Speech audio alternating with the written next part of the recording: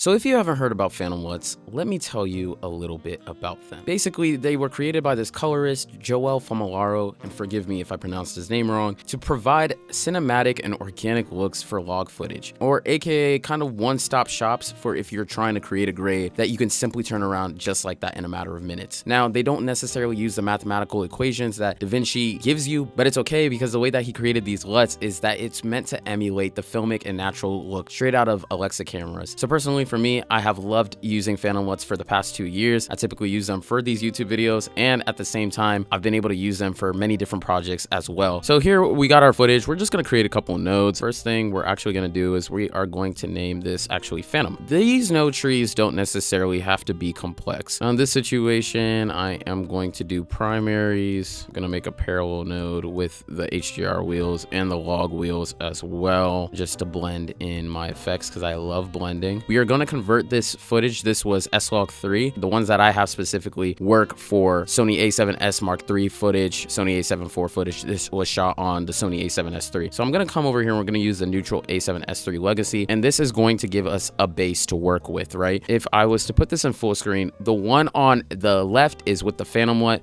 the one on the right is with the CST. You can see how similar these are. So we're already starting off working off with a really cool base, right? What I'm going to do first is, again, I love to do my exposure. We're going to come right over and we're going to mess with the primaries. I am going to drop some of those shadows. I will bring in some of those midtones back. Highlights are looking pretty fair. Let me pay attention also to my waveform. Yeah, we're doing pretty good so far. And then let's go into the contrast. And there's a nice little trick that you can do to find middle gray for DaVinci wide gamut. Specifically, it's 0.336. Anytime that you want to find middle gray in terms of your working space coming over to your HDR wheels, you're going to drop your contrast all the way down to 0. You're going to drop the saturation to 0. And what you're going to do is come over to the histogram. I already have it set, but you come over to your histograms and you will turn that to output. If you have it on input, you're not going to be able to see it. So then you turn it to output, so that way you can see exactly what point is being made. And right here is where our middle gray point is. So I can just boom right there. We are good. And then I'll come back over to my HDR wheels and I'm going to reset the saturation in the HDR. And now my contrast is set. So I am good to make effects if I want to do some split toning later, or if I want to just affect the contrast without having to mess up my exposure levels of what the camera is seeing. So let's come right back over. We're going to just mess around with the contrast. We're going to increase, start to make that image look a little more bold. Let's do our primaries. So I kind of want her to, let's introduce a little greens. Yeah, let's introduce some of the greens. We are going to bring back her skin. So let me actually even make sure I create a skin node. Within the midtones, I kind of want to add those blues. Introduce less blues within the highlights. A little more greens, bring in a little bit of the reds. So now we're starting to see how our primaries are working in tandem. Our HDR wheels, I just want to adjust the light. I kind of want there to be a nice little fall off. I even come over to the zones graph, I can see what is being affected. And then looking at the darks, I'll leave as is. Might do something. Let's see here. Yeah, it's a small